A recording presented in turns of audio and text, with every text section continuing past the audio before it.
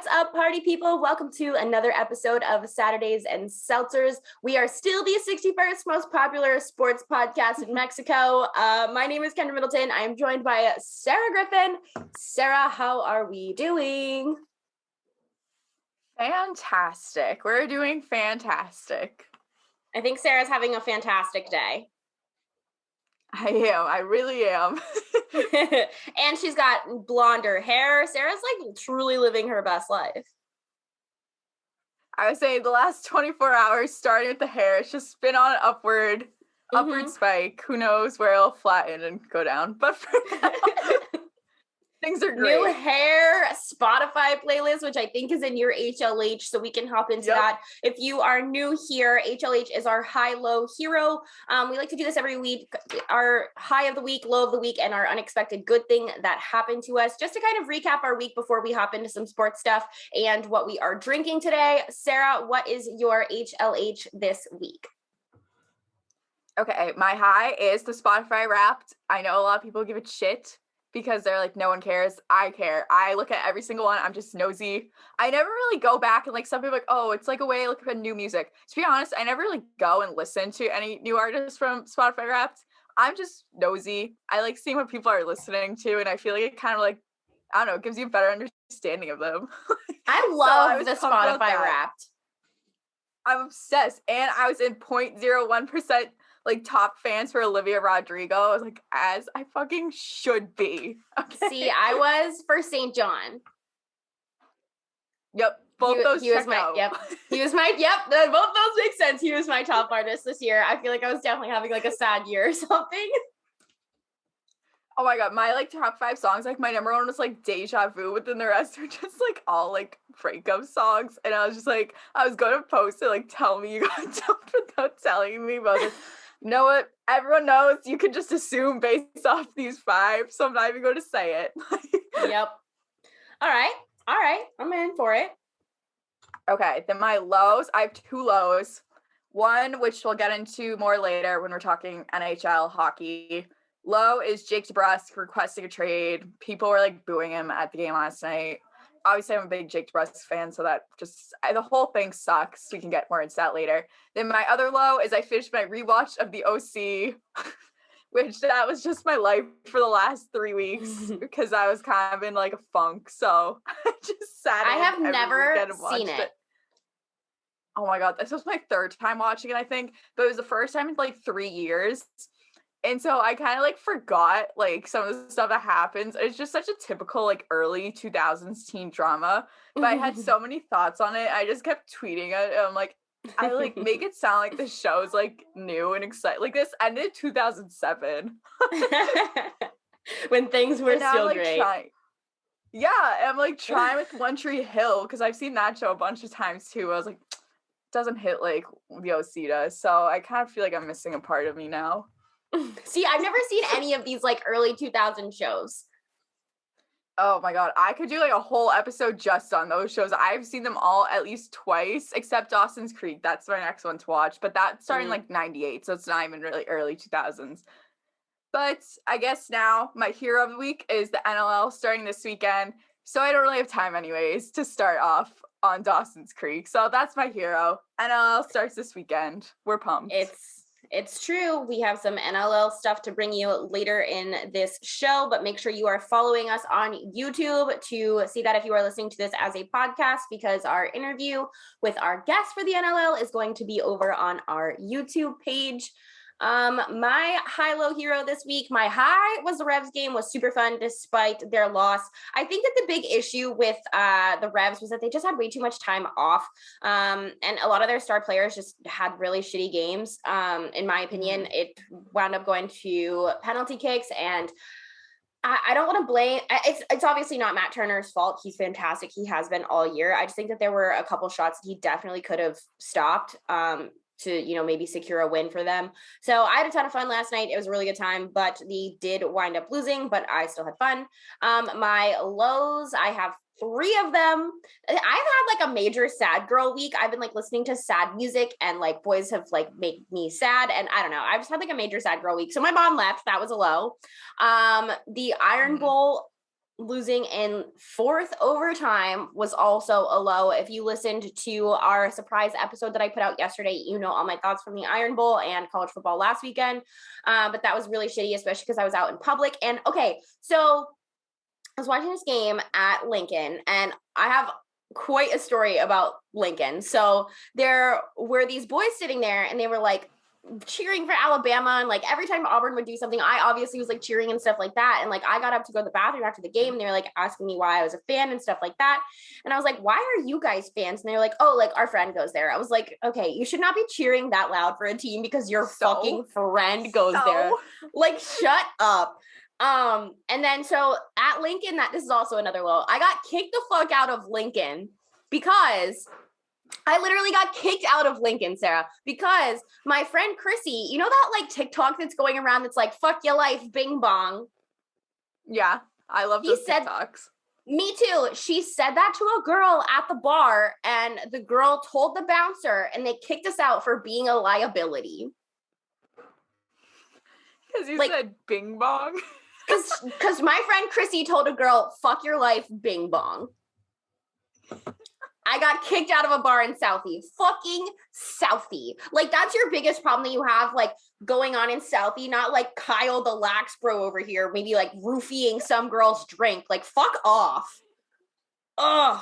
It was awful. And then my last low was, obviously we all know that I'm a gamer. If you don't listen to this, you now know that I'm a gamer. I actually got my new streaming camera in the mail today, and Bonkmaster is going to help me set this up later, so I can bring a better stream to you guys for the new game. But the Warzone map release date got pushed back again. Like, I should have seen this coming because Activision does this every time a new game comes out, but like I was so looking forward to it. I bought the game early so that I could get the new map and stuff like that.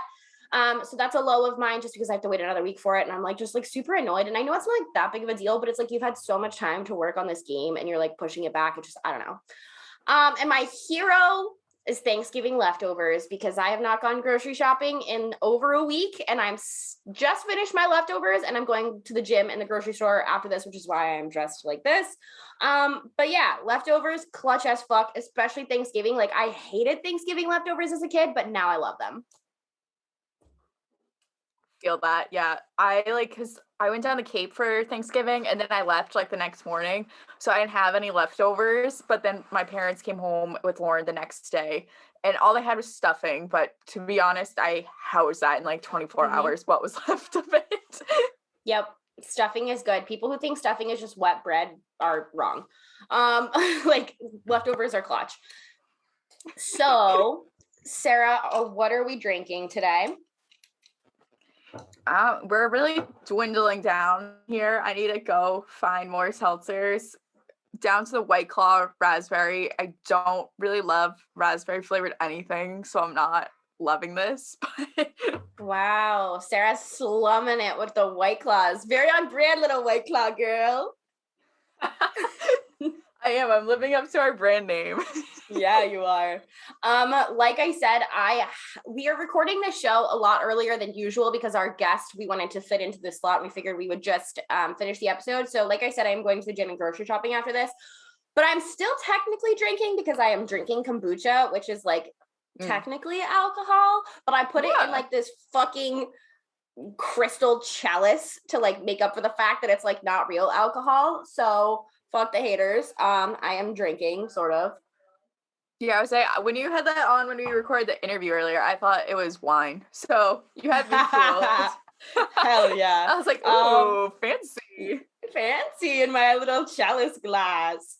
Yeah, that's all I've got. I am assuming your ranks haven't changed, and neither have mine. I know you have all of the MLB notes, so what would you like to start off with? Okay, so because we're recording this on Wednesday, and by the time this is out, I'm going to make the educated guess that MLB will be in a lockout.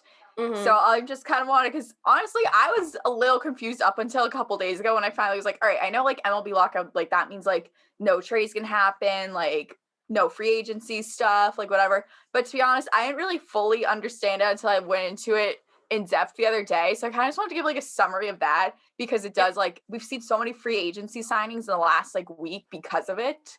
Mm-hmm. So tonight at 11:59, I believe it is, the CBA expires between MLB and the Players Union. And Mm-hmm. unless a new one gets put into place, then it's pretty much likely, like it's pretty known, MLB is going to lock out the players, which means players and teams can't have any contact with each other. Like, players can't go to team facilities, there can't be any free agency signings.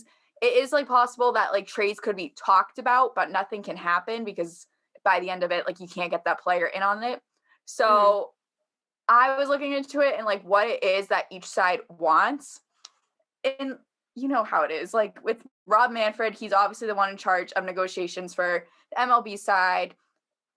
And he's just like, I was looking at their demands and it's like mainly just like they want expanded playoffs, which like if Mm-hmm. that's all it was, then it would be whatever. But then it's like the players union side. So I think their face is Tony Clark, who obviously doesn't play anymore. But then like their players union, the executive board is like Max Scherzer, Marcus Semien, Garrett Cole, Lindor, Paxton, Jace Castro, those type of guys. So they're Mm-hmm. like kind of pushing for, I know a big one was service time, because I feel like we always hear about like minor league baseball players getting exploited because, they bounce back and forth between the majors and the minors. They never get their spot at the major league level, just like permanently. So then teams just use like, they finagle with their service time so they never have to actually pay them, which in turn, Yeah. like they never get free agency. No one ever gets paid unless you're like a superstar pitcher, Mike Trout. Mm-hmm. So I know one of their big demands is either making it so the service time is, I think it's 5 years of service time, and then you're allowed to hit free agency, or putting an age limit on it that once you're 29 and a half, like you have to like be able to reach free agency. Like it can't be Mm-hmm. arbitration, like none of that. Then another thing is players do not want any more of the rebuilding years because that's usually just like teams tanking, like the Yeah. Orioles, the Pirates, where like there needs to be a set level, like a set floor. Like you have to spend at least this much money if you're going to be a major league team. It's not Mm-hmm. fun for these guys to like be forced Yeah. to compete on teams that have no like desire to even go out and win. Like, what's the Mm-hmm. point of that? Yeah, totally. I'd never even like So that's something I wouldn't have even thought of. right? And like those, I feel like those are pretty simple to, well, obviously implementing a salary for it is harder because you have to get the owners in on that, and those guys are Mm-hmm. just greedy. But at Mm-hmm. the same time, like I think service time specifically, like that's a no-brainer because those Yeah. guys do. Like I was talking to my friend who he's our age, so like he hasn't really had a big issue with it yet. But like once you get older, like say like those relievers that are like around like 29, 30 years old that never got like a set spot in a bullpen or anything, like they're not like, unless you're like a superstar reliever, like your job's never secure. And so then they're just forced bouncing back and forth. They never make any money. Like they lose Yeah. out on money half the time. So I don't really see why that's such a controversial aspect to it. But I know the thought is that this, like, who knows how long this is going to go on for. I think I read that hopefully it shouldn't impact the regular season at all. If anything, it might impact spring training. But then also my friend I was talking to, he's like, I don't know, we're kind of getting the sense that we won't start playing games till May. It'll be a shortened season. Yeah. I but like my thing is like I don't think that there's been a lot of conversation in like the last like year especially, but even before that about the games being shorter or how to make the games faster, like less games, 7 innings, like those sorts of things. Do you think that that would be like the worst thing in the world? No, I don't think that would be the worst thing in the world. And I know, like, because obviously the CBA, like, part of it includes, like, how many games are we going to play a year? Like, should there be universal DH? Like, those Yeah. type of things. And I think those are, like, very beneficial to the game. Whereas, like, universal DH, like, I don't know how most of our listeners feel. I feel like we're both on the same page on that. Yeah. That, like, that would be good for the game, I think. Like, Absolutely. you get to see hitters hitting. You don't have to watch pitchers try and injure themselves. Like it's a Yep. waste of an out. I don't know, like just things like that. If that's what the main focus was on, then I feel like it's a no-brainer. But because it is just like these owners being so greedy with their money, like they don't actually give a shit about the growth of the game. And it sucks when you have guys like Max Scherzer, who, like I said, is on the Players Union executive board. He's like, I don't give a shit. Like, I just want to play baseball. Well, like, it's also very clear that they don't give a shit about their players in general because, like, everything going on with the minor leagues. But it's like, I just don't think that they care about making the game better or making, like, their players happy. It's like, at the end of the day, if your players aren't happy that are playing for you, you're not going to go anywhere. I mean, we talk about this all the time. Like, we talk about, player chemistry, like camaraderie, the locker room, all of those sorts of things. And it's like, how do you, like, it goes back to, like, if your players aren't happy, why do you expect them to want to play for you? No, that's the thing. Cause like I was like the version of this I was reading the other day was like it's basically the opposite of a player strike. Like they're making sure players can't go on strike. Like, hey, you can't fight for what you want, and we're gonna shut you out, and you're not gonna be able to do your job and play baseball because we're greedy and we don't give a shit about like you playing. We don't give a shit about the fans, like whatever. This is just one big business. And like we know that. We know sports are entertainment, they're a business, whatever. But I'm like, at the end of the day, like I don't know. I just don't get it. I know it's such a like naive way to think, but I'm like, okay, then why are you like in this business if like you don't even care about if they get out and are able to play a full season? Like, are you fucking kidding me? No, I agree. I see that I did not know that you had a free agency tracker, but I see that in your notes and I am just impressed. So I want to talk about it. Should we post this somewhere? Like this is fantastic. I would say we can post it. I know people probably like, at least I know some baseball nerds out there have their own that probably is a lot more extensive than mine. I just like keeping it just because I like to keep track of those things. Yeah. To remember like who signed where. Yeah. Especially when writing and stuff. Yeah, I've just been following ESPN's, but I'd rather follow yours.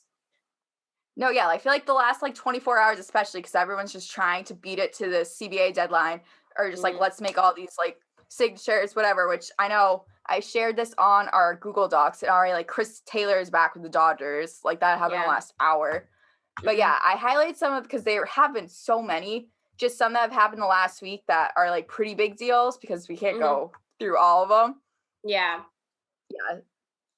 So we have Javier Baez to Detroit from the Mets. I like for the most part, I think he's there for 6 years, 140 million. I just like this because that means the Tigers are officially out on Carlos Correa, which is good news for Red Sox fans. Good for the Red Sox, yeah. Yeah. It also, I kind of feel like it's leaning more towards Yankees right now, but there's really been no update on him. Then Alex Cobb to the Giants. I know that's a good signing for you. Notes. Yeah, I have that in our notes. I feel like that's a good one, especially now that Gosman's with the Blue Jays, which the Blue Jays, I feel like last year they had a good free agency period too, but it just didn't come up this year. And now they're just like, fuck you, we're leveling up even more. Yeah, both of those things are in our notes. We can talk about those after we like highlight a couple more people, I think. Yeah, and then big one was Max Scherzer to the Mets, 3 years, 170 million. Max Scherzer and Jacob deGrom in the same rotation. That's just like the best thing I think you could ask for as a baseball fan. But also on top of the other like signings the Mets have made this week, like Starling and I think what was his name? Who else was it? Someone else. Someone big. But add on to that, there's no reason for the Mets because they're not like in this amazing division like the NL East. Like they were supposed to run away with it last year, and then obviously the Braves went on their run. Like, and I get it, that happens. Yeah, but they finished fucking 4th. Yeah, so they really have no excuse at this point. Yeah, the thing is, like I've said it before, like pitching is what gets you through, that last leg of the year. So it's like, for me, it's like I feel. Do you think the Mets are like a deep playoff run or bust situation just because of like the postseason for them so far? I feel like it has to be. They have to make a deep playoff run at this point. Like you have a team of like it's pretty much all around all-stars. Like there's very little like average players left on the Mets. Like most of those guys, like again, we all know Steve Cohen's vicious fucks, and the roster clearly shows it. If he is not able to like produce a like team that at least makes it to like I would say through the first round of playoffs, like I don't know, you just could not ask for a better roster to go out and win it. And again, they're in a division. We don't know what the teams are going to look like by the time the season starts. Like, there's still a lot of free agency left, but I don't know, just in that division especially, like, it's theirs to lose, I feel like, which is exactly what everyone said last year. And I think they had a lot of off-field drama, which usually happens with the Mets.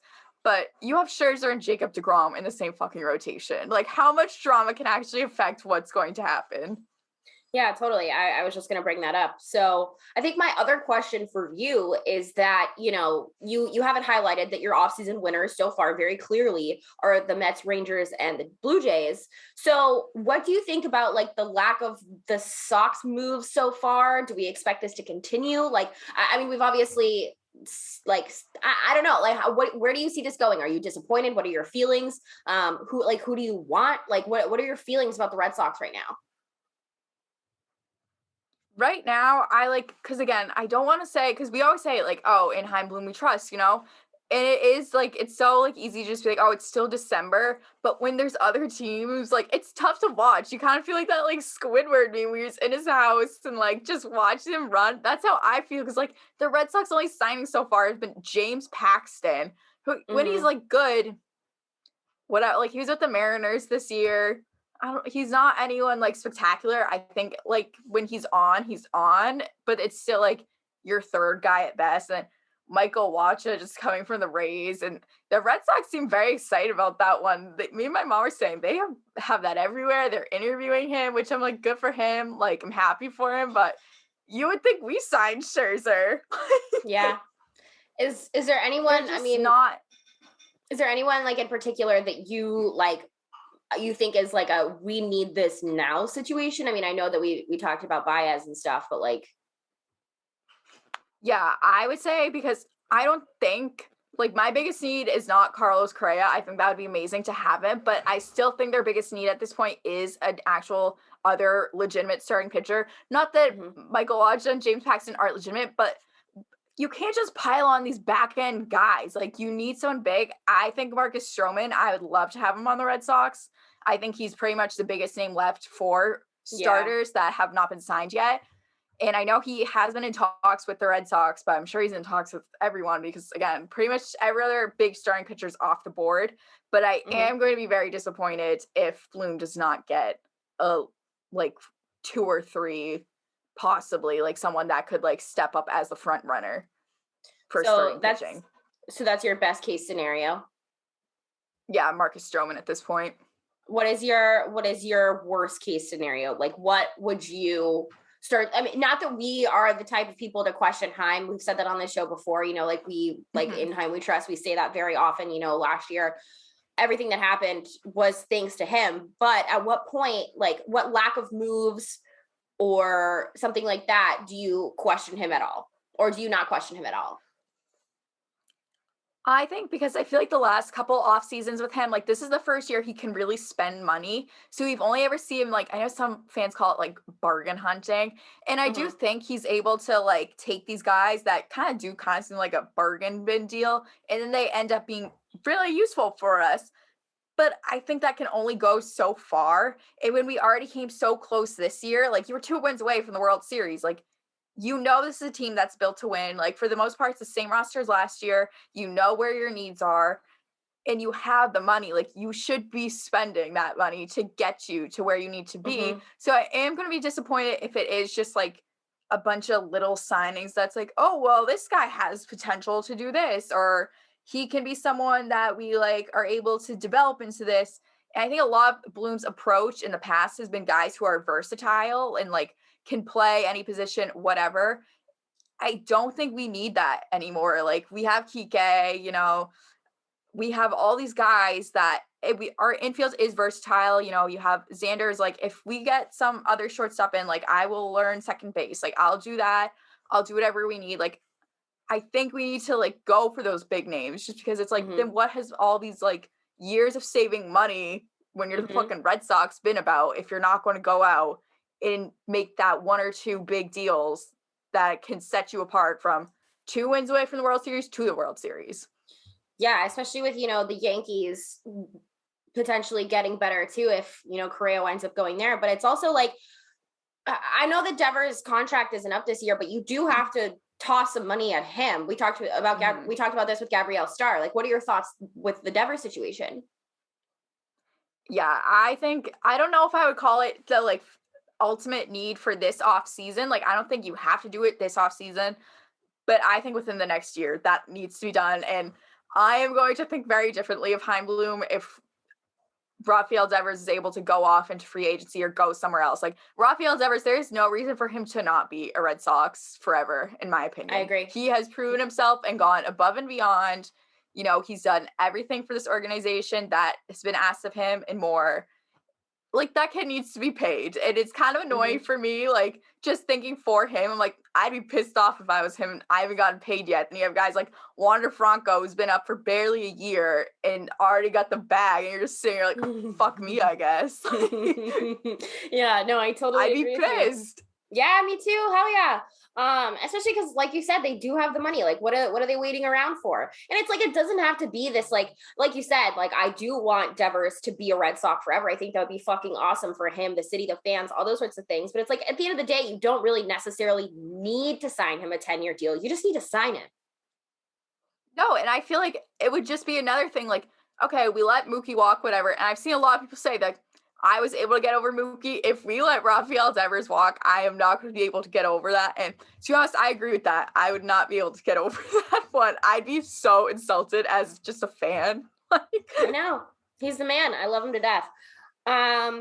You mentioned Alex Cobb. I think that was an awesome signing. Similar to the Red Sox, we talked about this before. It's like nobody expected the Giants to be where they were last season. So it's like the fact that we get a guy like that, we're getting better. Brebia, Garcia, Slater, all of those contracts I think are awesome. My only comment, I think we're getting better. I think that the Giants are going to be fine. It's an even numbered year. I have a little bit more faith. And it's like last year, nobody had expectations. And it's like, I still don't this year, but the fact that we're getting better, I think is good, because I think what happens is when you have these expectations for your team is when you're disappointed. Whereas like, if you just know you're getting better, you can't be disappointed. So I think that that's really important. But I didn't know that Brebia played baseball at Elon. And I think that this is so funny for some reason, because it's like, I just feel like you don't hear about people playing at Elon. But like the fact that like he's on the Giants, that is weird. Yeah, I thought that you would find that interesting, because it's usually, like, I feel like a lot of people come from like the SEC and stuff like that. So I was just like, I was shocked when I was doing research about like after I saw this, and I was like, he went to fucking Elon? Like, what? That's really random. Like, I know they have a good baseball program, but yeah, that's not one of those like big name schools you hear about. Totally. So I'm not mad about what the Giants have done at all. I think that like not putting expectations on the season has worked out well for me with this team in particular. It's like I do that with the Jags and stuff like that, but I think that that's worked out for me in the last few years with them. So I am happy there. I think that you are absolutely right about the lockdown. So I think that is what is to come in the MLB. Moving on to NHL stuff. We both have some notes here, but there was a lot of Bruins drama. You talked about Jake DeBrusk and your HLH. I just want to start off by saying, because I know that we have to talk about this, people booing him is unfucking acceptable. Obviously I've been one of those people that's like, oh, Jake DeBrusk revenge tour, like redemption tour, whatever. I think at the end of the day, this like him requesting a trade, like I know the impression that was made was that his agent made that public and they didn't want it to be made public. Like that is worst case scenario, because that causes for an awkward locker room. It just puts the media into a frenzy. Like no one wins in that situation. I don't know why his agent would make that public. I don't think that's going to help him in any way. And I don't know, but people are using that as like a reason to go booing him. I don't if he's the first person to ever do this. And if he's not happy, let him go. And the thing is, because, there's so many, like, people that just hate Jake DeBrusk. Like, they need to have some sort of scapegoat. And, they did try him, like, as a top 6 player. He's not a top 6 player. We figured that out. That's fine. That's in the past. He's playing on the third line now. He's still trying to find his footing. He shows, like, flashes of himself, like, pre-2019 when he was, like, at his height, like peak of his game, and he was so young then, so that wasn't actually his peak. I think he's just like kind of lost his way a little bit, and I don't think it's the worst idea for him to go be on another team, because I think there's not space for him in this Bruins roster, which sucks. I really want to see him succeed. I think most Bruins fan would want to see him succeed. It's weird if you wanted him to fail, which there were a lot of them, because they like to have a scapegoat and they're like, oh, here's this young guy and he just doesn't fit in anywhere. That happens. Like, not every team that you go to is the perfect fit for you. Yeah. And like, look, they're the ones that are booing him. Yep. And it's like, you're the ones that want him to leave, and now he's leaving and you're booing him because of it.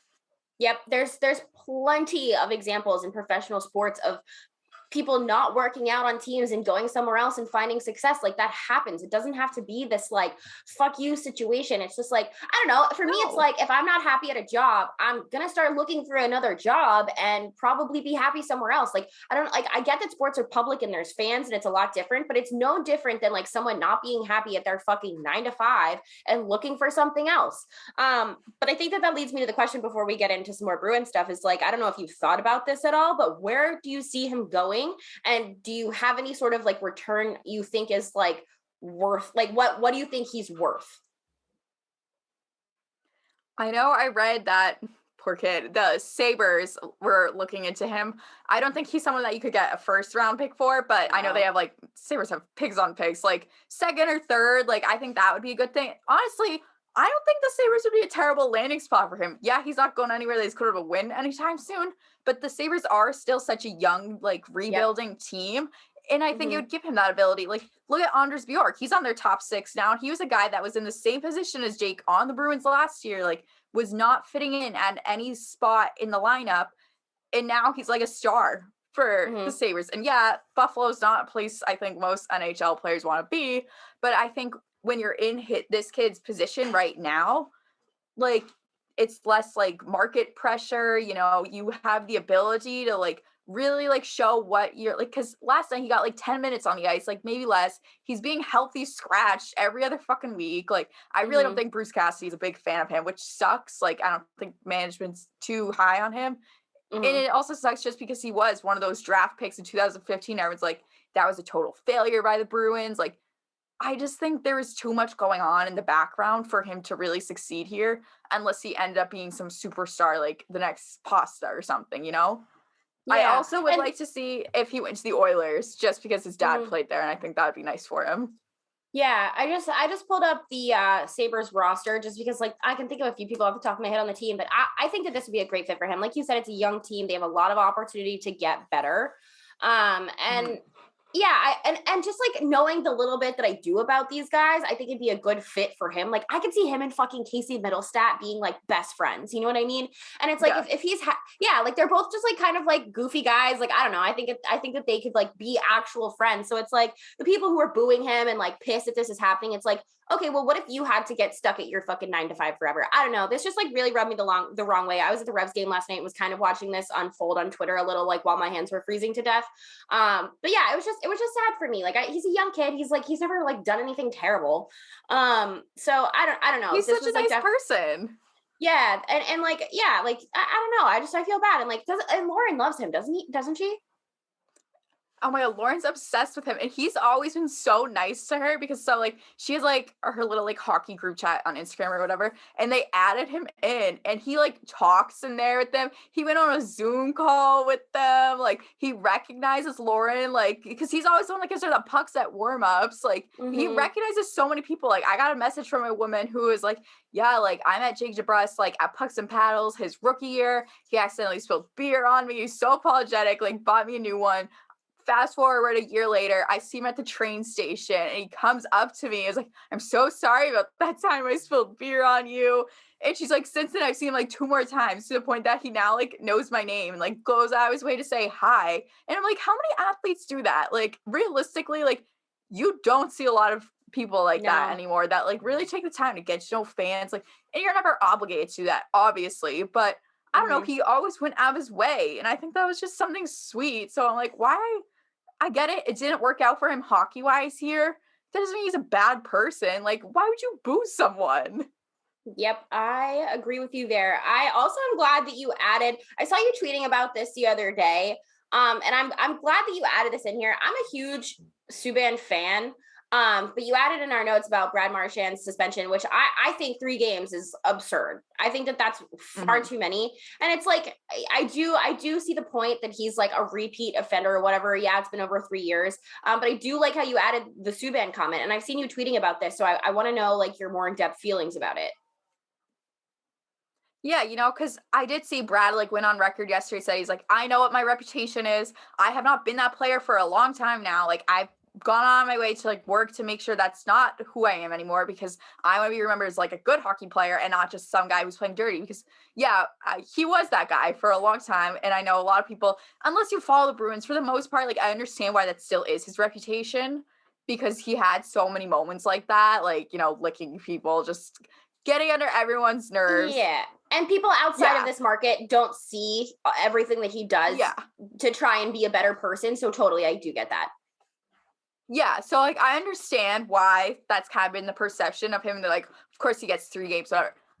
He has not like I said, I put it in here. He's not had an offense in over 3 years. So by the NHL safety rules, that's no longer a repeat offender. Like that doesn't count as another strike against you. Like he's had a clean slate. But then he said in his hearing, they're like, "Well, you did this like blah blah blah over 3 years ago." It's like, okay, so if you know the rules and you're just actively going against them, then like what like is there any consistency in NHL player safety ever? Which I feel like is usually the complaints everyone has about. But then yeah, like Subban had I think it's already like 3 times this season. Pretty much the same deal. And he's like seriously injured people this time. Like Marshall did seriously injure anyone. And I'm not excusing it. I still think it's kind of a hazy situation, but whatever. Just find him then. Like he fined Subban. Like that makes no sense, especially when he's already done 3 times in one season. Like you have to be consistent at the very least. Yeah, I was going to tell you that I don't think that this is a homer take from you. I do like that you added that NHL player safety needs to get it together and be consistent. I totally agree with you. I think that every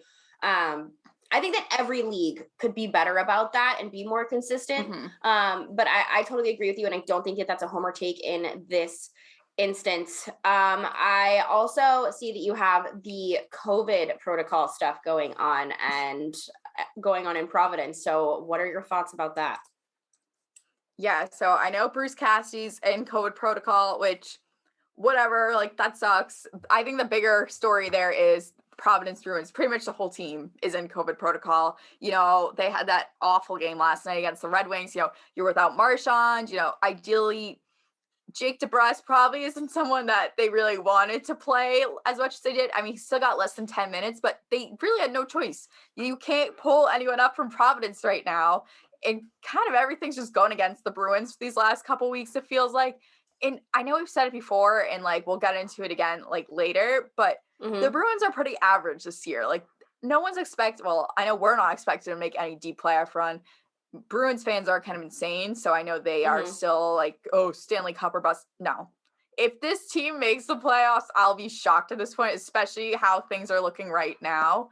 Obviously, eventually Providence is going to get out of their COVID protocol. Jake DeBrusk will get traded. We'll see what the return is. They'll make some trades at the deadline. Brad Marchand's going to come back in 2 games. Like, things will get better, but overall, this roster is still pretty average. And even in terms of guys that you could pull up from Providence, I don't think any of those guys are huge difference makers.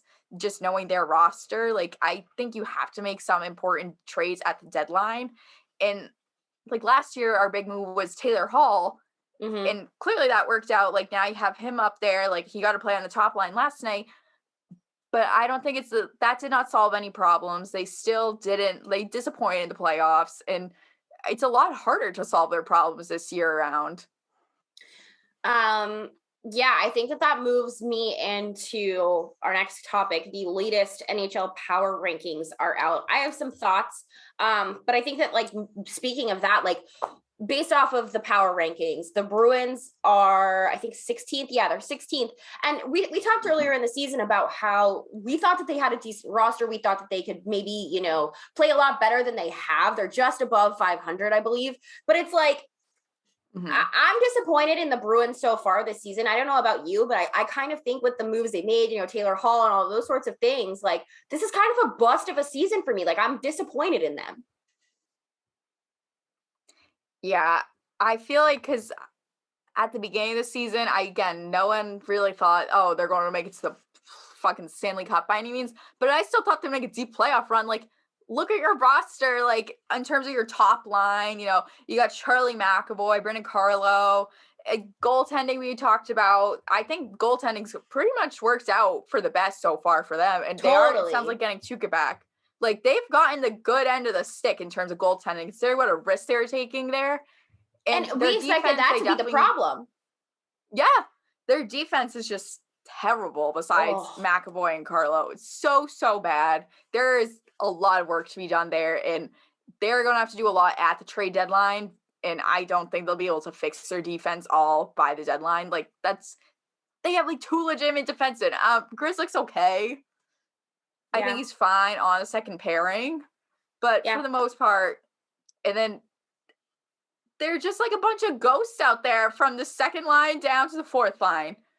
If the top line isn't performing, you're going to lose that game. It sucks, but it's what it's looked like. And everyone knows, like, they're the perfection line, whatever.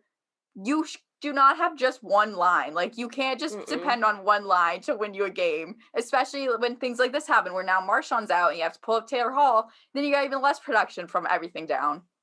Yeah. Totally. I mean, we expected the Bruins to be a lot better. I figured the Sharks are sitting at 20. This is kind of where I expected them to be this season. There was a lot of drama in the off season and all those sorts of things. I think the only shocking thing here for me is that it took Nick Bonino 18 games to score his first point of the season. And I'm just, that blows my mind.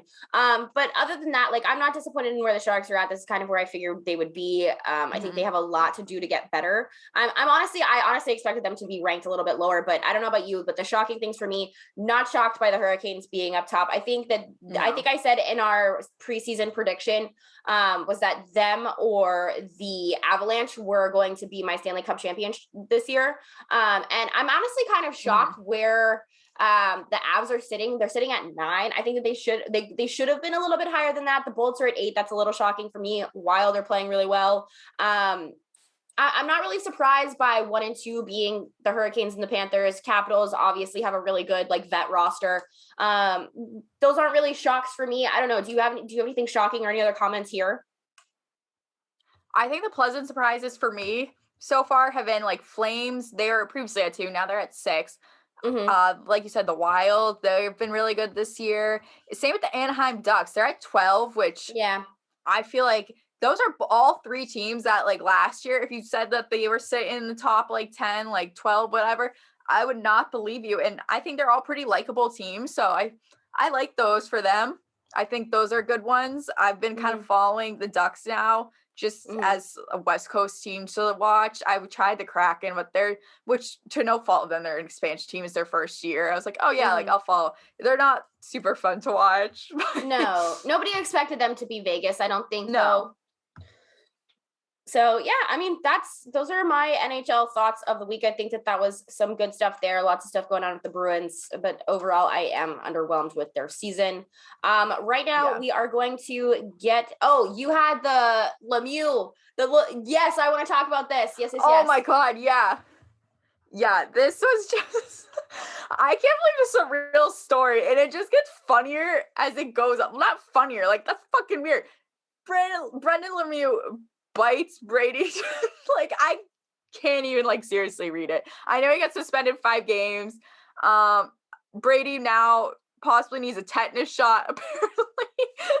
I don't know. You just can't make this up. The NHL always has the weirdest fucking news. It's been kind of depressing news, I feel like, for most of this season. I don't want to say this is, like, lighter because he got bitten. And then the funny part is Quick tried saying, he's like, well, it's his words against Brendan's. Like, no, like, we all were watching. He fucking bit him. He's like, I'd rather have him on my team than Brady. Like, no, you don't. You're just saying that because you're his teammate. Like, don't make this worse for him. That is humiliating for your entire team. He fucking bit him. He bit that man. Yeah, I saw this, and the first thing that I thought of was, so when I was bartending in Auburn, there was a guy that was getting kicked out of the bar and bit 2 of our bouncers so bad that they needed tetanus shots and stitches and, like, literally went to court. I don't think people like realize how like bad that is to bite another. Like that puts you at such a health risk. And not to make it like, oh, but Brendan Lemieux was the same guy who's like, oh, I don't know about vaccines. He was like Tony D'Angelo's little sidekick last year on the Rangers. Like, oh, we don't know what's in vaccines. You're going around biting people. What the fuck do you care? Human flesh was in your mouth. Ugh, oh god, that's so fucking nasty to me. Like, okay, all right. We are going to move into our interview now. We have an awesome interview with Maki Jenner, with some NLL preview. So we will get into that. If you are listening to this as a podcast, you don't get the pleasure of listening to that, but we will cut to that now. All right, you guys, welcome our guest this week, Maki Jenner of Lacrosse Flash. You can follow her at Maki Jenner on Twitter and Instagram. Maki, thank you so much for joining us. Absolutely. I'm happy to be here. I know it is a big week for you and Sarah. I know Sarah has been, grinding this week trying to get out NLL content. So to start off, I know that she is going to carry most of the lacrosse talk, but I want to know a little bit about you, where you're from, where you went to school, how you got into lacrosse, all of those sorts of things. Yeah, absolutely. So I am from Victoria, British Columbia, up in Canada, so the West Coast. I'm from quite the hotbed of lacrosse. A lot of big box names like Gary Gate, Paul Gate. I'd like to include my dad, even though he's probably not as big as he actually was, but Ted and Ted Jenner, Tommy Marichek, a lot of, big guys coming out of that city. So I was kind of born with a lacrosse stick in my hand. I started playing box lacrosse when I was 4 years old. So I have been playing ever since then. I started playing box when I was 4 until I was about 10 years old. And then I switched to field lacrosse, which I'm now playing in school right now. So I'm a junior at Concordia St. Paul University in St. Paul, Minnesota. And I am a sport communications major. So love to talk lacrosse, watch lacrosse, everything. It's kind of just been my whole life. My dad obviously played pro. My mom played in college. Both my siblings are in the States playing right now. So we're a huge lacrosse family. It's just, a thing that we do. So yeah, I'm super excited for the NLL season to start finally this week. And we're super happy to have Sarah alongside with us in Lacrosse Splash to add a little bit more feminine spice to our content. I know. Yeah.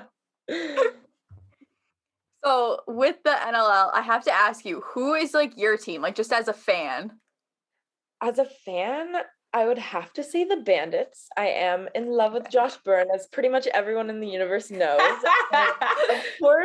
Of course, this year I, moved into a house with some of my teammates, and we have 2 other Canadian transfers this year. So we're like super excited. I was, talking PLL, talking Josh Byrne, and my one roommate goes, "Oh yeah, that's my cousin." And I was like, "Oh." Meanwhile, I'm like, "I love him. He's amazing, blah, blah, blah." And she's like, "Yeah, that's my cousin." So I get made fun of pretty much every day for my love of Josh Byrne. So he's cute. Right? He's so cute. So that was my welcome. Hey. Yeah. I'm like, okay, great. So I love the Bandits. I don't know. They are a very Canadian central team. They're just quick with the ball. They're a very consistent team. Like they've been very successful for the past few years. And I think that this year they have a really good shot at kind of going all the way. I just like their style of play. Yeah, they're definitely my team, I would say. Okay. So who would you say is like the team for like, because obviously a lot of our listeners don't know much about the NLL, trying to get into it. What do you think is a team for them to watch if they want to get into it? Like, who do you think could make a run for it or really get people into it? Yeah, absolutely. I think this year the Toronto Rock have a very stacked roster. They brought in 2 defensive people through trades in Noble and Desnu, and that team will absolutely be headed all the way. I think I really strongly think that they have a really good chance at winning the championship this year. And I think for fans too, you know, they've moved to Hamilton now, which is kind of new for them. And I think as a new fan, you can kind of get into that new vibe of, you know, we're at a new arena, new fan base. And I really think that that's a really good team to get into. They have also, you know, as an American, Tom Schreiber, he's a great guy to go into. If you're used to watching that field lacrosse, you're going to know him. And so that's definitely a great entry team. I also think, I don't know how great Panther City will be this year, but I think if you're a new fan, following a new team is always fun and exciting. And I do think that they have some great guys on their roster that they can really push this year. So it'll be fun to watch them grow as a new team as well. Yeah, no, I feel like they are a good team, especially for people trying to like get into it just because they're new to the league. Like they're easy to follow because they're also like, there's not like this huge long history you have to know or anything. Yeah, for sure. It's easy to get into it when they don't really have a set fan base either yet. So it's like everyone can kind of be new together, which will be super fun for them. And like, speaking of like bringing in new fans, obviously, like, I feel like we talked a lot in the show about like PLL players. Like, I think for the most part, people have a good idea of like who the big faces are in the PLL. We haven't talked much at all about who the big faces are in the NLL. So like, who would you say are like those guys that people should watch for? Yeah, absolutely. Well, I know that Dane Doby was just traded to the Seals this year, which is a huge trade that I don't think really anyone saw coming just because he's been in Calgary for so long. He's definitely a big name guy that has been in the league forever, it feels like. You know, Dan Dawson with the Toronto Rock, he's also a legend in the sport and has just been there forever.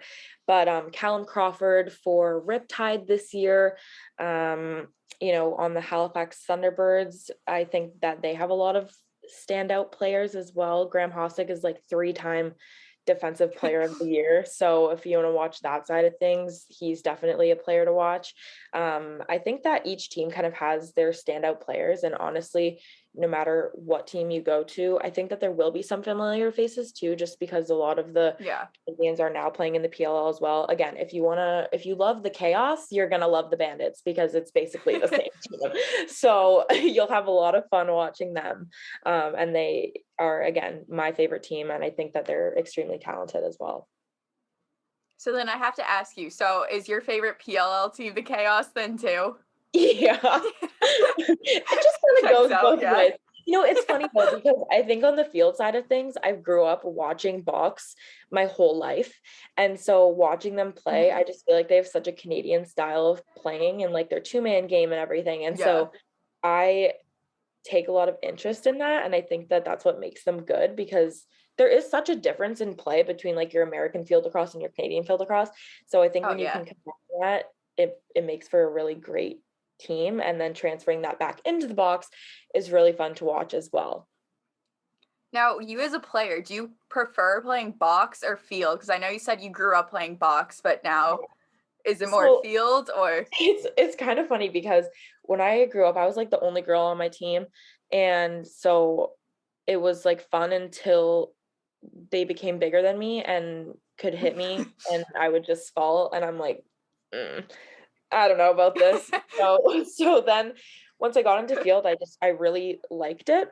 And I felt like the skills that I had learned from the age of 4, like stick wise, just really helped me progress in field. So I would definitely say that as a player, I've preferred field lacrosse just because I've played it longer, but I love watching box. Like it's my favorite thing to watch. I feel like when I got to the age where I then got back into box playing like female box, I liked it, but I was like, you know, I think I'm better at field. I was like, I'm okay at this sport, but like I feel like I'm better at field lacrosse, so I'm just gonna stick with that. But I don't know, they're both really fun. I just think that they're they're 2 totally different games, so they've definitely helped me in both ways though. Well, because we obviously had our Twitter followers send in questions. A lot of them, I think, do not know there is a difference between box and field. So I'm going to hop into some of those questions. People. That's okay.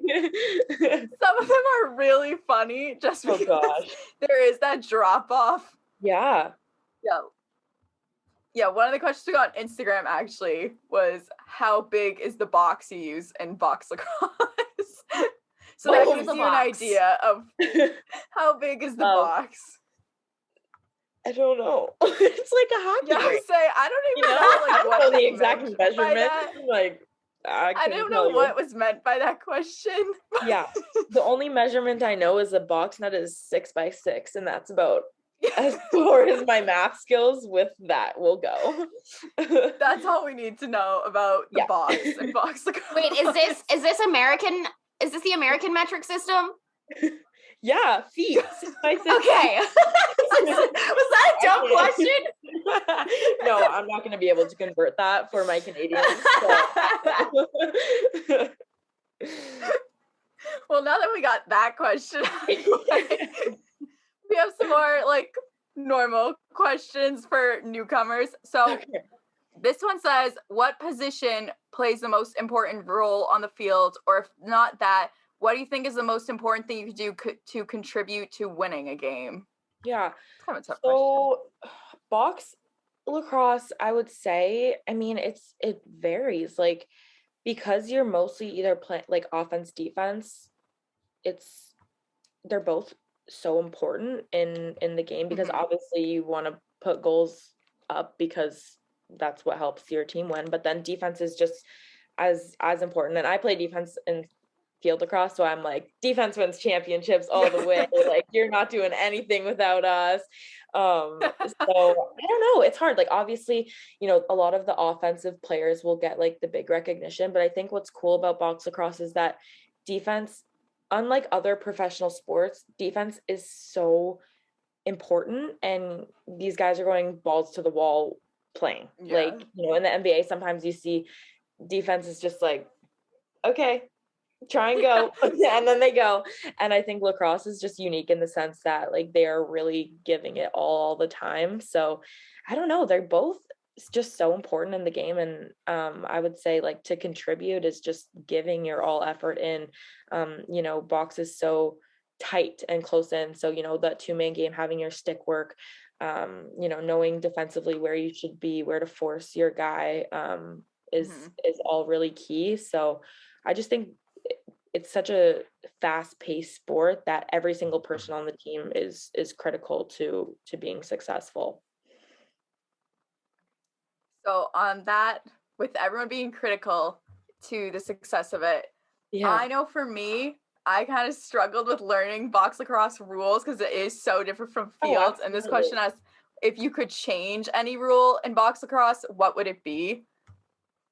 I'm still learning the rules, so I'm like, I don't even know. yeah, I don't really know what I would change. I think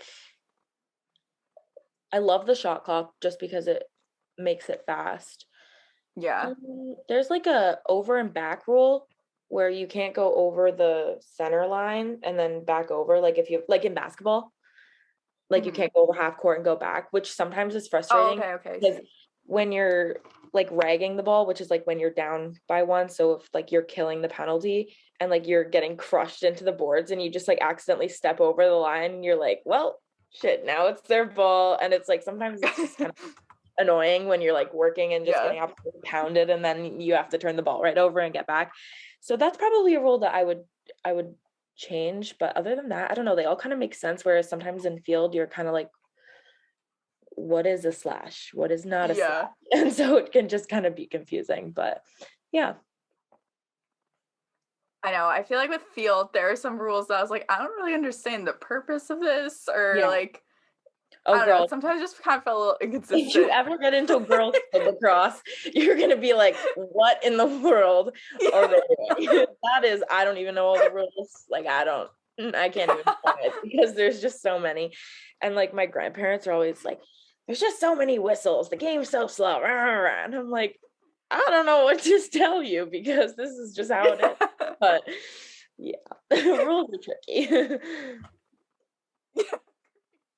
Okay, what was your favorite professional lacrosse game you ever watched? Like, what's one game that you think if someone were to want to become a fan, what game should they go back and watch? Yeah, so I had an awesome opportunity when I was a senior in high school So in 2019, my uncle Ted Jenner, who works with us for Lacrosse Flash and like has his own podcast and is now going to be working with TSN, which I'm super proud of him for.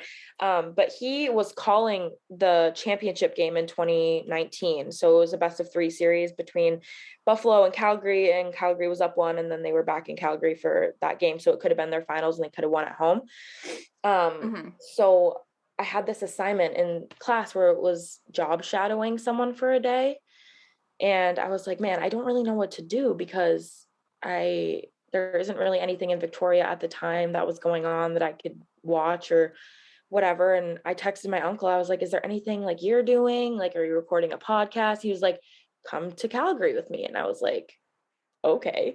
So they flew me out to Calgary for the weekend to watch the finals, and it was the most amazing experience of my life, but also such a fun game to watch. So it was the final game of the 2018-19 season, and Reese Dutch scored the overtime winner, and it was just electric. Like, being there was insane. And for any fan that like wants to see that like fast-paced, intense, down to the final minute game, that is absolutely a game to watch, just because it's so exciting, back and forth.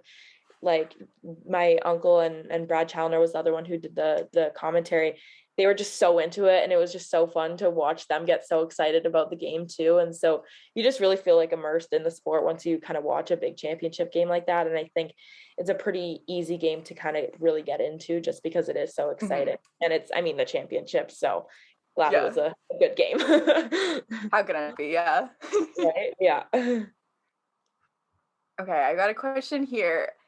I know it's from my friend Leanna, who lives in Rochester, so that's why she's asking this. Yeah. Who would you say is a key player to look out for with the Rochester Nighthawks? Okay, yeah. So they are kind of like a middle team, I would say, like middle to lower ranked team, but they should be pretty decent this year. And Ryan Smith will be a rookie this year, but he was a member of the Chaos this summer. He went to Robert Morris University to play field lacrosse, and he is outstanding. He's a really great Canadian guy.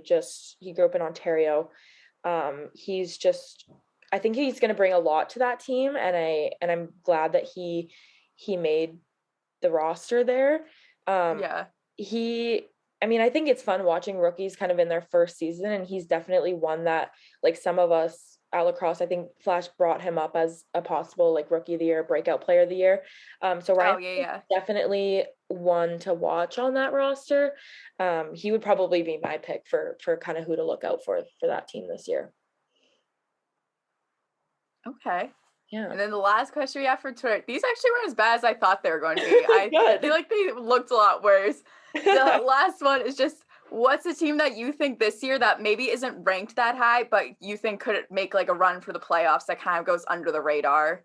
Yeah, I think the Seals could be in contending for the championship, because I think they've added, I mean, Dane Dobie is just unbelievable, and he's like this little man, like it's just so funny because in the WLA, which is like the Western Lacrosse Association, so all the NLL guys come back in the summer and play, unless they're in the PLL, but they play for this league. And I literally feel like I grew up in the Victoria Shamrocks arena and just was there all the time.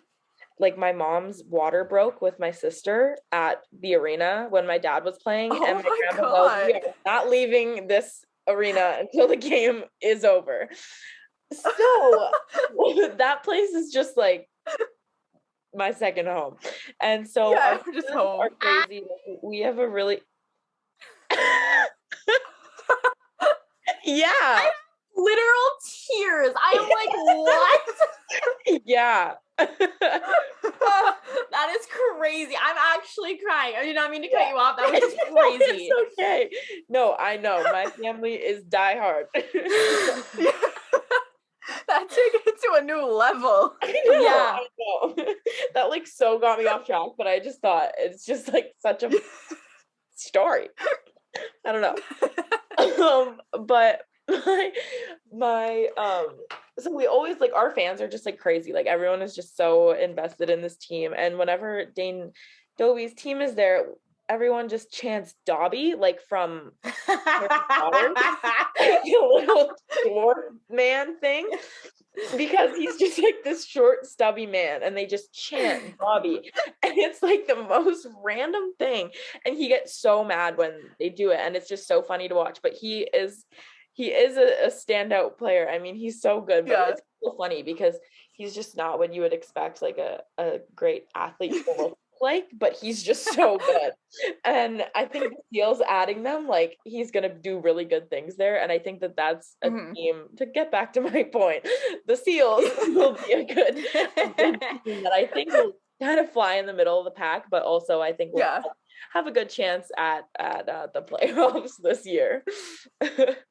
All right, so Seals, that's our under the radar team. I think so, yeah. I know Kendra has a lot of questions to go off of our Twitter questions. Of course. Yeah, so Sarah and I like typed out some, I don't know why I can't read. We typed out some of the same questions, and it's like I always go through our stuff before we actually record, and I like had the same questions that she typed out. So mine are a little bit different because I'm obviously like not as big into the lacrosse world. I'm like still trying to learn through Sarah and stuff like that. And I've been reading her articles, and now I'm reading yours. That now that I know who you are, and like we're friends now and those sorts of things. So I was curious, so you're like obviously like a female lacrosse player. Are there different rules? Like there are different rules for women in other sports and stuff like that. So are there like rule crossovers between you guys? Or there's things you can and can't do in women's lacrosse versus men's? Yeah, so box is the easiest one to start because female box is actually kind of growing in the States a little bit. I know like Colorado, like US Box Lacrosse and Cali Lax have started, actually even in Minnesota here, they've started some girls box stuff. And once it's like box lacrosse, it's the same rules. Like at home, it's full contact, same gear, same sticks. Hell yeah. Like, translates. Yeah, we're pretty tough up in the north. So yeah. But a lot of people here at first, they're like, we're playing box lacrosse, and it's just like field lacrosse, like girls field lacrosse in a box. And I'm like, that's not it. So now it's kind of transitioned to that. So those rules are definitely the same over. Then when it goes to field, it's totally different.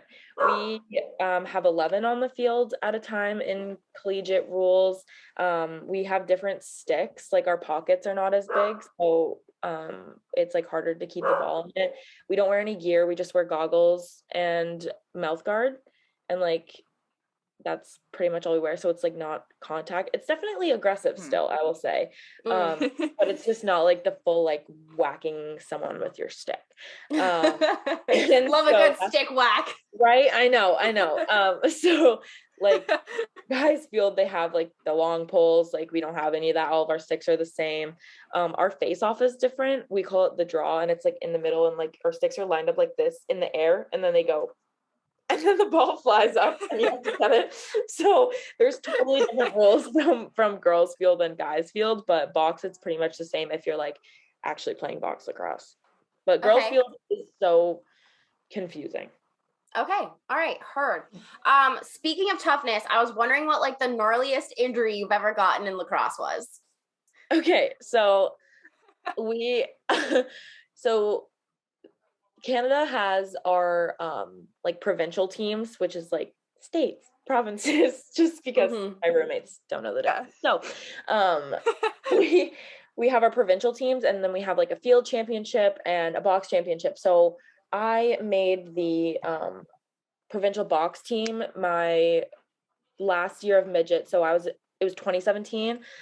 And we were out in Halifax, and we are like rivals with Ontario. Like BC and Ontario do not get along, like not friends. So we go and we're playing, and we're killing it. Like we ended up winning, and we were so good that year. And I remember I was running down the floor, and this big girl from Ontario was running beside me, and she had like a breakaway, and I caught up to her off the bench, and I was like pushing her, but like, I'm not a huge person. And so I was trying, but it just wasn't really working. And she just topples over me and just my head just bashed into the concrete and this big girl Ah. falls on top of me. And I was like, I got up and I was like, did she score? Because I was like, we're right at the net. And I was trying to not let her score on us. And my coach just, get off the floor, Jenner. Like, what are you doing? And I was like, I don't know. I don't know what's going on. So I was concussed. I did have a head injury. That's what happened. But I was just so worried that they were gonna score. So I sacrificed my brain for the team. But honestly, other than that, like, I've been very lucky, knock on wood, that I have not been seriously injured playing. I had a stress fracture last year, but that was just due to like overuse injury. But yeah, other than that, I've been very lucky, because it's a tough sport sometimes. Yeah, I was gonna say, I feel like everyone has like some gnarly injury stories. So I was just curious what yours was. We also talked to Matt Rambo earlier this year, and I asked him for some advice for new lacrosse fans. I was curious if you had any specific advice for women or people like myself trying to like sort of get into the lacrosse space. Yeah, I think the NLL has done a really good job of upping their social media. And I think as a female, it's often easy to just look at social media and see what's going on, and we can take in that information.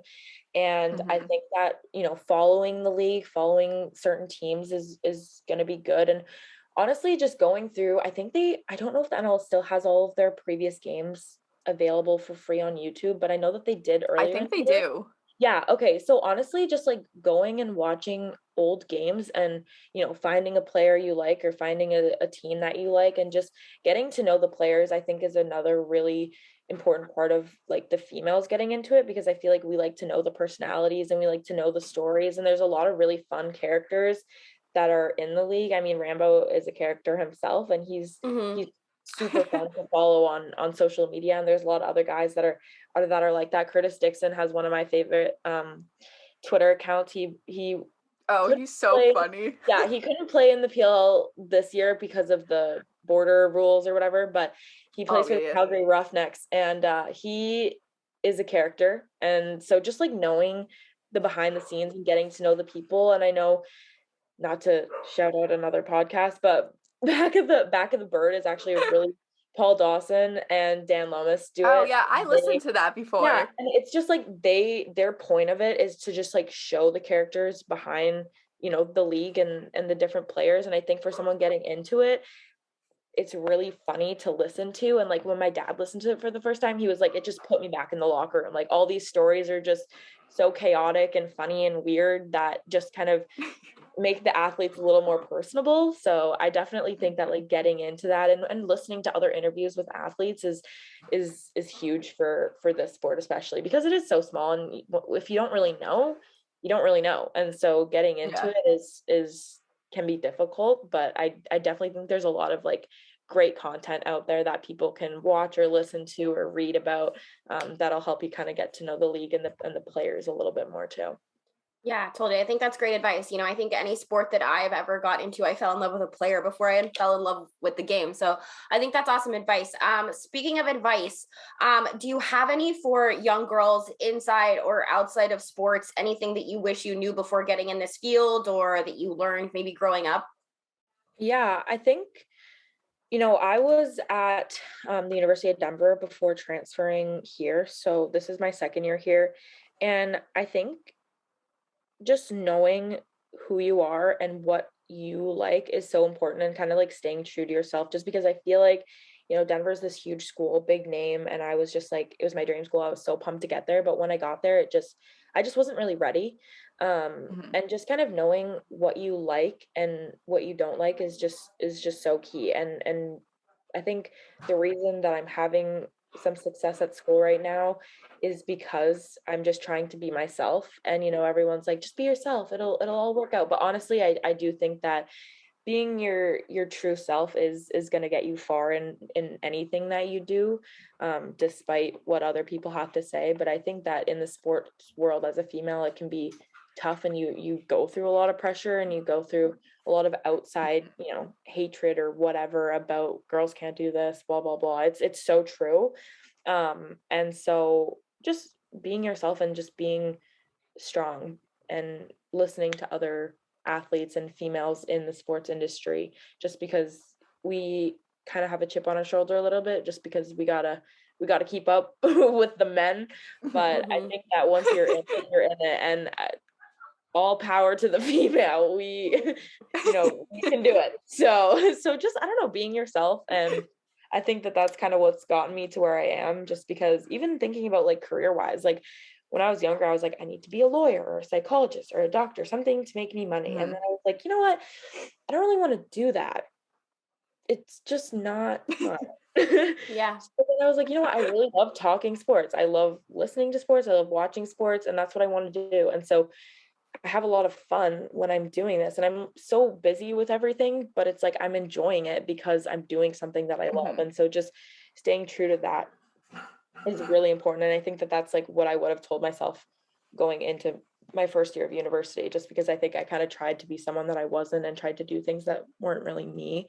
And so once I kind of felt comfortable in my own skin, it's definitely helped me a lot in a lot of areas in life. Yeah, for sure. I think that that's something that people say often, but you added a lot of good context to it, because I think that it's so easy to get wrapped up in what's around you in a new place and like what you think you need to be. And I think a lot of young girls can definitely relate to that. My last question for you, I don't know about Sarah. Sarah, do you have any other questions? I think we covered them all. Cool. Last question for you. What is your favorite seltzer? My favorite seltzer. Oh man. For those watching it, I'm of age at home. Okay. So this is, I tried the new holiday Trulies. Okay. And I have this, it's like, maybe it's pomegranate ginger fizz or something. So good. Ooh. Really good. It's a great one. All right. Well, we know what we need to try. Thank you so much, Maki, for joining us. You can read her stuff at Lacrosse Flash. You can follow her on socials at Maki Jenner. Really appreciate having you here. Thanks so much. Absolutely. Thank you guys for having me. I'm so glad we have more awesome women going into the lacrosse world. It's just so fun to watch how there's a lot of girl faces now in the league too. So it's exciting to have you guys on board. Yeah. For sure. So it's awesome. Yeah, girl power. I'm going to have some quick NBA thoughts. No NFL or college football this week. If you want to hear about that, go check out our episode from Tuesday. I might do that moving forward. We shall see.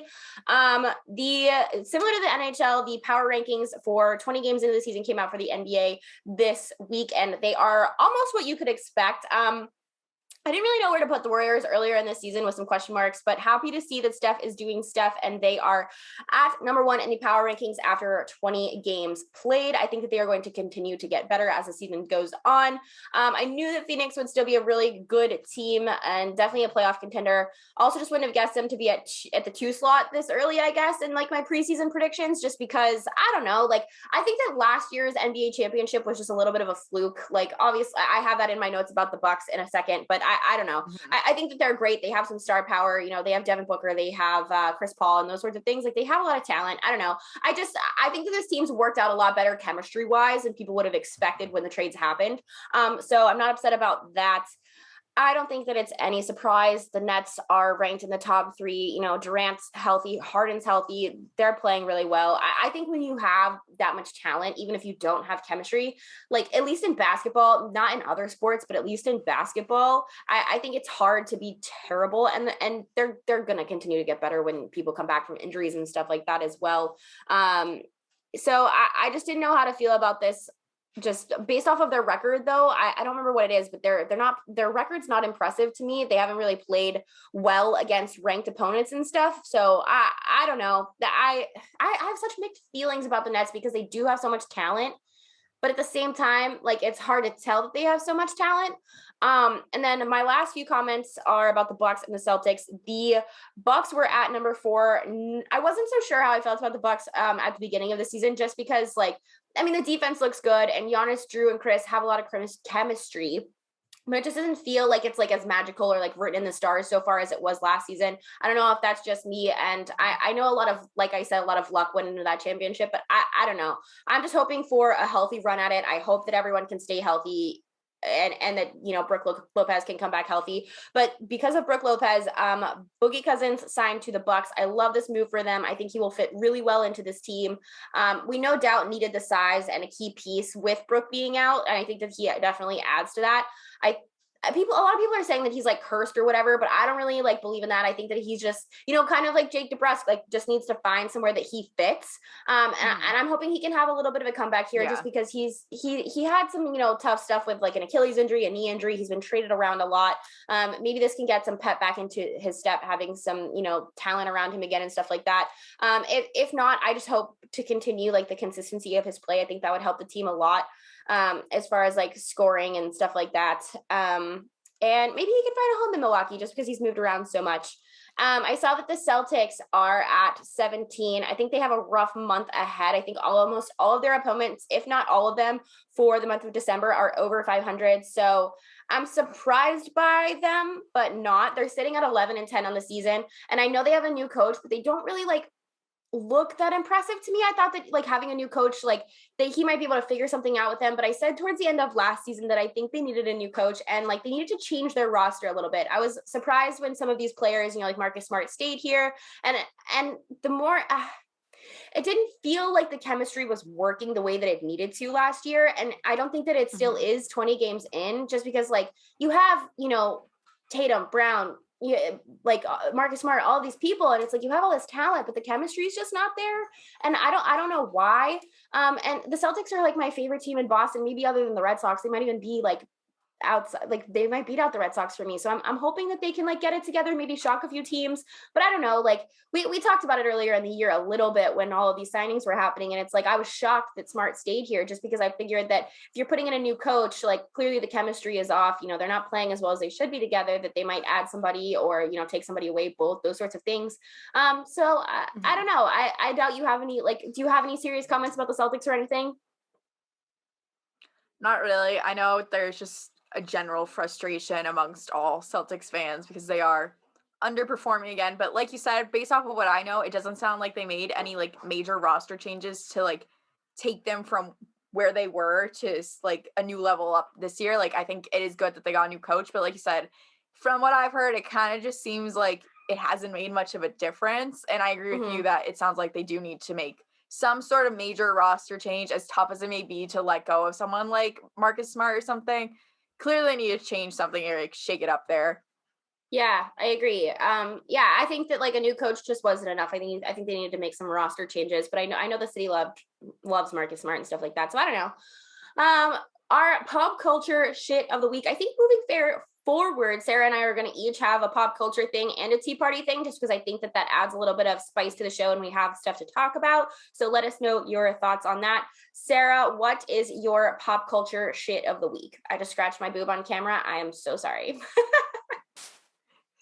Mine this week, I don't know if you've seen them on TikTok, is Penelope. I don't know if she goes by Penelope Disick or Penelope Kardashian, but her and Northwest have been posting TikToks. You know, they're so like little and they're just the cutest fucking thing. And it's so funny because they're so clear, like you could tell, like most of the time you don't even see their faces in them. Because I saw some Penelope's popping up on my For You page before I even knew it was her.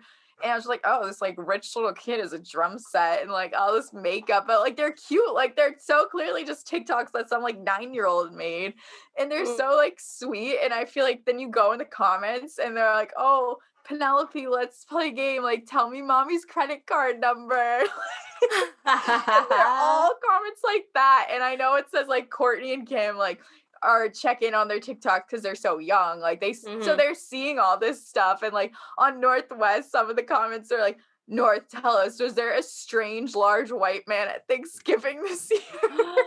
Oh, just in reference to their like, you know, that funny guy. Like, and I was like, these are so fucking funny. But it's so funny because you can see like Penelope's like all girly and cute. Then Northwest just has like the coolest outfits. Like you can tell she's Kanye's kid. Like just so cool. And I'm like, it's so funny to see this side because we only ever see like what like their parents and like cousins, aunts, whatever, put out there, which is just like this very specific brand. Like everything's well thought out. These are just TikToks made by freaking like 9-year-olds doing who they got their mom's phone or just posting whatever they want. Did you see, I guess that this is like old news or whatever, but I just saw it that like, I guess whenever Northwest and Kim fight or like argue or whatever, Northwest like comeback is like, well, your interior is all white. Like who actually designs their house that way? Like Northwest that's so is funny. Sassy. She's so funny. fucking funny. Yeah, she's funny. I think that she is definitely going to be like a major celeb when she's older. Like, I don't know what kind of talent she has yet because she's so young. I'm sure her parents could give you more insight on that. But I think that she has like a huge personality. I think she's going to be like a really famous Kardashian West situation eventually. I hope she's like a cool one though, not like Kylie, who I just feel like has this like, because Kylie has more personality to her than what she puts on. I feel like Northwest, like you said, has such like a loud, like fun personality. I hope she like goes with that and not like, oh, I need to sell out this brand, this like specific look. Like she's so funny already. Like I really hope she goes in that direction. Although I do love the clip of Stormi that's going around right now on TikTok that's like, are you kidding me? Have you seen that? Yeah, I've seen that. She's like, Stormi, you look like Mommy, baby. Because I'm not a big Kylie fan, but some of the comments on Penelope Northwest are like, do you guys have beef with Stormi? Be honest. Oh my God, the Kanye West tweet where he was like, I low-key don't fuck with that bitch Stormi. He's like bullying this infant, but honestly, I kind of see his vision. I don't know, something about it very off-putting. Are you kidding me? I love that quote though. Like that's so funny. I hope that she just turns into the kid that like doesn't put up with her mom's shit. God, I hope so. Otherwise, It seems like she might be though. My pop culture shit of the week. I like need to take a deep breath because I have been manifesting this relationship for like a decade and I've been talking about it for like a decade. Fucking Rihanna and A$AP Rocky are having a fucking child. I mean, like, that's going to be the most beautiful child to ever grace the earth, by far. Oh my God, I've been talking about this for so long. I feel like if you're like, not that I'm like super into like I'm pretty into the rap community, I guess. But it's like, if you've been around, it's like they have always been people's like dream couple. It's like, when are A$AP and Rihanna going to get together? Because, Drake is always like back in the day was like always adding her and like talking about how he was in love with Rihanna and stuff like that. And it's like, no, that's A$AP's girl. Like has to be. And like, now that they're having a child, I like literally feel like I'm like shaking. I feel like I need to like send them like a congratulations gift or something like that, even though that child will want for nothing. I'm just like, thank you, God. We are creating like finally elite species. Like, I don't give a fuck about Kim Kardashian and Kanye West having a kid, but this child, I'm just like hyperventilating. I'm so happy. I know. I'm so happy for them. They're such a beautiful couple. That's going to be the most beautiful child. Probably the most talented child, too. Let's be real. And the best dressed. Oh, yeah. Yep. And probably royalty in like Barbados. So, like humble brag. Yep. Tea party segment. I have two. My first one is, so I don't know. Do you know who Ashley Brewer is? I know I sent you the video, but like, did you know who she was before? So Ashley Brewer, if you don't know who she is an anchor for ESPN. I think she does like mostly late night stuff now, but she posted a TikTok reel situation and it kind of rubbed me the wrong way. I watch her all the time just because I always have ESPN on this TV right here. It kind of rubbed me the wrong way because like we talked about last week, sort of the issue with ESPN having like a monopoly on the broadcasting market of, everything else. And now in the recent months, they've added, soccer, hockey, lacrosse, all of those sorts of things. And it's like, that's where the danger starts to happen, is because you only have so much airtime.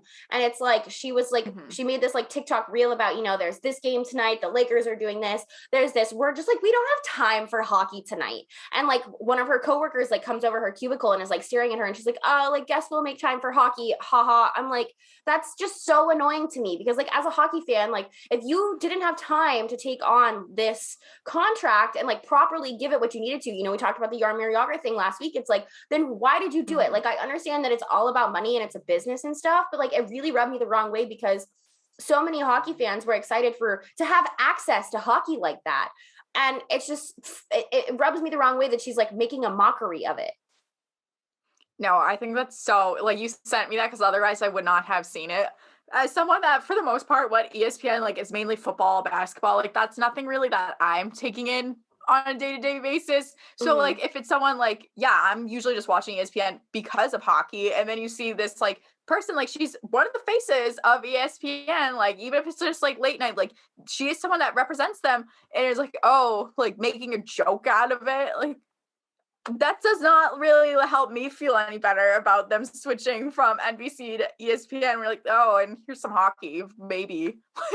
Yeah, like, I guess we'll fit in, like, you know, whatever. And it doesn't make me feel promise about, you know, them covering soccer or lacrosse either. Cause like we talked about the Yarmir Yager thing last week. We talked about, you know, Jalen Rose covering soccer and just being like, haha, yeah, I'm having fun. Back to you guys in the studio. It's like, that doesn't give me hope that I'm going to get the coverage that I expect from you guys. And it's like, I think that like they're obviously declining in their football and basketball coverage as well, because I wish that Stephen A would just fucking retire or leave, or like, I don't know, move literally anywhere else. But it's like, now we have this happening and stuff like that. And it's just like, I don't know. It's very discouraging. And like, as someone who likes watching Ashley Brewer, because she does represent women at ESPN and she does a good job, it's just like, that really, really, really upset me. And I thought it was like very tasteless. My other Tea Party segment, I don't know if you saw this, but Mac Jones trademarked MJ10. I think that's so annoying. Like the TB12, like people trademarking stuff, and how he's like, oh yeah, like I'm just really about the team, I'm for the team, but he's like doing all these business deals and trademarks and stuff, and I'm just like, MJ10 sounds so fucking dumb. Also, you're a rookie. Yeah, you're having a great year, and I understand like trademarking things before other people can, but it's just like, MJ10, you don't think you could have come up with like anything else, or are you just gonna like live in Tom Brady's shadow for the rest of your fucking career? I'm going to be honest, you know, obviously I love Mac Jones. I feel like he's really putting on this act, like, because everyone's like, oh, he's just like Bill, like he came out like a test tuber or whatever. Just these very like boring answers. I feel like he's doing that on purpose just so he could kind of get that reputation. And it's like, listen, like I can go back and watch interviews of you at Alabama. Like I've seen, like, I know that's not like just you as a person. Like you don't have to change your persona just because you're on the Patriots now. And like, you don't have to pretend to be the next Tom Brady or by any means. And I feel like they've spoke about that. Like he's not here to replace Tom Brady. Like he's not here to be the next Tom Brady. And I feel like that's probably how he feels too. But then when you go around and just try and push the Patriot way, like we know that's not who you are. Like you can do your own thing. I'd rather see that. Yeah, and it's like, are you really just gonna trademark the same thing that Tom fucking Brady did with his initials and his number? Like I'm just like, for what? Like that's so, I don't know. It rubbed me the wrong way. I think MJ10 is so fucking stupid. And I think a lot of people think that I hate Mac Jones. I don't love Mac Jones. I don't want him to like not succeed or anything. Like, yeah, you know, like we've talked about his DUIs and, you know, some of the like blackface stuff that he got in trouble for when he was a kid. And I get he's a kid. Everyone makes mistakes, but it's like, I don't know, like when like his take on pie, outlandish. I'm just like, I'm trying so hard to like the kid, And I'm just like, you know, there's this and there's this and this. And it's like, I know that it sounds very negative, but I it's not that I like don't wish the kid well or anything. It's just like, there's always something for me to talk about that like rubs me the wrong way about him. And I'm so sorry, Patriots fans, but this is just how I feel. And I'm not a homer, and that's okay. That's good. Yeah, I also love your Tea Party, so I will let you introduce it. Yeah, so Rachel Luba, first of all, her and Trevor Bauer both should just get off the internet, especially Trevor Bauer. He just continues to like tweet and post YouTube videos as if there's no issue in his world at all. He just needs to shut his mouth. I don't like saying anyone like just should not, but when you have a sexual assault case ongoing against you and like you literally cannot play in the league that you continue to tweet about because of it, just sit this one out. Like, sit it out as long as you can. He was not very well liked before that. He's definitely not well liked now. Why make it worse for yourself? He just continues to add on to it. I really have no other words for him beyond that. Rachel Luba, I have a lot of fucking words for because she goes on and says some stupid shit at least once a week. And at this point, she has no client that is actually playing in Major League Baseball. Both her clients have sexual assault cases against them. So I'm like, you're not even an agent. Like, you're not an agent because you have no players that are actively playing because they're fucking terrible people. But then, like, this week after Scherzer signed his contract, she was like, oh, I set the president, me and Trevor, for, like, because, you know, Scherzer signed on a 3-year deal for why you should get these, like, smaller contracts for bigger money as pitchers or whatever. And everyone's like, no, you fucking didn't. Like, Max Scherzer's 37. He was not getting a 7-year deal regardless, you dipshit. And Trevor Bauer, like, why are you using that contract? He doesn't even fucking play. He didn't get to his first season as a Dodger. And, like, I'm not saying that she had anything to do with the sexual assault case, but I'm like, you are his agent. Like, he didn't even get through the first year of the contract that you helped come up with because he has all this ongoing shit. Like, do not use Trevor Bauer as a comparison to Max Scherzer. Like, that's honestly insulting on so many levels. And I just have so many thoughts about Rachel Luba in general. But I just hate when people, like, use her. It's starting to phase out now. Finally, people are like, maybe we shouldn't use her as this woman in baseball thing. But I was never a big fan of her to begin with. She kind of gives off pick-me energy. She always kind of has. Totally. Where she's like, yeah, like, she's just like, oh, like, I get, like, men do, like, everything, like, they're better at all these things, but I can still try. Like, I can still do all this stuff. It's like, can you just, like, admit, like, hey, I worked my ass off to get here? Like, because in reality, it's sick. Like, that's so fucking cool that you're an agent, like, this female agent in baseball that is, like, usually you only ever see male sports agents. Like, that is cool. But she just, like, does not do any good for women. She's a terrible representation. I hate when I see people use her as the face of women in baseball because she's a terrible example. And when it came down to, like, supporting women most, she was like, no, I don't believe this woman. Like, it goes against my client. Like, he makes me money. I don't give a shit. I don't know. Yep. I just think she's a terrible person. A lot of people are probably going to fucking hate this take, but I don't really care. You know who she fucking reminds me of, speaking of pick-me energy and pretending to be like a progressive woman in sports? Fucking Erica Nardini, the CEO of Barstool. Literally, like, her protecting friends. Yeah, like, her fucking protecting Portnoy and everything through all of this totally gives me fucking Rachel Luba energy. Like, you guys act like you are like these fucking progressive women in sports. Actually, you know what? I'm going to air out my fucking dirty laundry with Erica Nardini. So, as some of you know, that reaction was perfect. So, as some of you know, I used to do some stuff for Barstool. And at one point, we had the opportunity when the Chicks program started to ask Erica Nardini some questions. And I asked her some questions, and I was like, you know, my first question, I was like, you know, like, obviously you work in like a pretty predominantly male office. It has been that way for a while. You know, the company started out with men and you're the CEO of this company, you know, like it probably wasn't always sunshine and rainbows. What was it like being a woman in that environment and in that space? And she goes, I don't believe in all that gender bullshit. You can do whatever you want. Like, hello? Are you stupid? That's a very Rachel Luba take. That's exactly what I'm saying. They give me the same fucking energy, and I cannot wait for the day that they are all fucking canceled. So canceled. Like, obviously we talk about cancel culture all the time. Like, cancel culture comes for people that it shouldn't far too often, but those two have everything that comes for them in the next few years with this Dave Portnoy stuff, because that is not going to get any better. It's just going to keep getting worse. The same way the fucking Bauer shit did. You two deserve all of it 2 times over. I don't even care. Yeah, I have no sympathy. Like, girls support girls, but if you're going to be a shitty human, I'm going to put that aside. Yep. Yeah. We started a fucking podcast to like try and create a space for women in sports and be inclusive. Those two, my best Eli Manning. You're not a part of it. Nope. You can't be a part of it. Nope. We are gatekeeping SNS from YouTube and YouTube only. That's how I feel. I have a couple tweets of the week I have pulled up. If you want to take a second to find yours, I can keep rambling if need be. I just have one. Okay, I have three. So my first one, I got a message from this guy. No prior messages, nothing. Just says, I know, right? !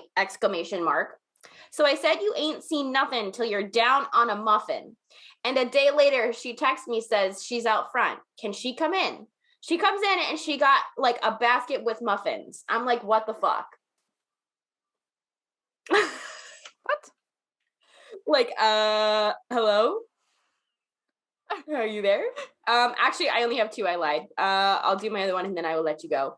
My other one, I said, last night I tweeted that, so I went to the game last night, obviously the Revs game, saw Taylor Twellman. Do you know who Taylor Twellman is? Yes. Okay. So he was at the bar, like across from me. And I was like, wow, I really regret or I was like, should I like say hi to Taylor Twellman? Like blah, blah, blah. And I was like, whatever. And he tweeted me back and I retweeted it. And someone just goes, electric car does not roar. Be yourself, explode. What? Yeah, exactly. I'm like, hello? What? What? I don't know. Like, what are people on Twitter this week? I'm like, you people make no fucking sense. They just like speak in gibber. Mm-hmm. Yep. So those are my tweets of the week. I don't really know what to call them because I don't really think that those are like, I don't know. Anyways, what are yours? I just have the one because I made the tweet earlier today just because I do have exciting news that I'll eventually be able to share with everyone. But it did get some kind of weird replies, but I quote retweeted this one. I know you saw it, but I was like, oh, like, I can't share this news yet, but it's very exciting, like, whatever. And some guy, mind you, this person has replied, like, this is one of those people that, like, have been replying to me for, like, the last few years, and every time they reply to me, it's always something, like, kind of off-putting and weird, but it's never weird enough that I'm like, oh, like, should I call them out on it? Or, like, I just kind of, like, let it go, like, leave it. Like, they're not worth blocking or anything. Like, it's pretty harmless. This one just, like, was so weird where they responded, I was like, you and Kendra are a thing? Like, bitch, where have you been? Yeah. I'm like, where are these people, like, clearly I'm, like, alluding to something, like, probably, like, job-related, like, professional, whatever, and because I did get something like, oh, like, congrats on the sex, but then just, like, that guy, because I know he always has these weird-ass comments. I quote her, she was like, some of you are really fucking weird. Is this Big John's burner? Oh my god, I even tell you, Big John got banned.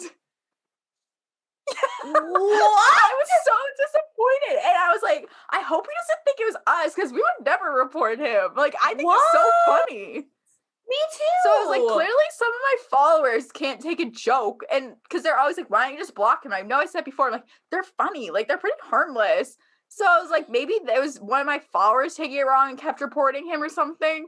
But I was like, come on. He always had good content. Why would you take Big John away? That's so sad. I was like kind of mad at my followers because I was like, I know it has to do with one of them reporting him because he doesn't interact with anyone else. Yeah. Fuck you guys. Also, I just realized that our YouTube stuff is going to be fucked up because I forgot to put us next to each other in the view. So I will do that next week. Sorry, YouTube. But yeah, that's lame. I hope that that's Big John's fucking burner. I hope it. Oh, well, I know it's not his burner because this guy's been following me for a few years. He's a baseball guy and he's always kind of rubbed me the wrong way. He like got mad because I didn't wish him a happy birthday or something last year. And he like sent me a video of himself like singing himself happy birthday because I wouldn't. I don't know. There's something off with him, but. Anyways, do you have any closing thoughts? No closing thoughts besides everyone should watch at least one NLL game this weekend if you have the chance. All right. All right. if I have time, I will do it. I have 2 closing thoughts. I would like to say rest in peace to Lee Elder. If you don't know who he is, I highly encourage you do some research about him. He broke a lot of color barriers in the golf world, so definitely a huge loss there. Thoughts go out to his friends and family and loved ones. Also, thank you, listeners, from our Spotify Wrapped. If you listen to us at all this year, thank you so much. Really appreciate you guys and your support. Anyone who tagged us, reposted, those sorts of things, I actually have tears like welling up in my eyes and goosebumps. You guys, we could not make this happen without you. So thank you so much for listening to Saturdays and Seltzers. Keep on sipping, y'all, and we'll see you next week.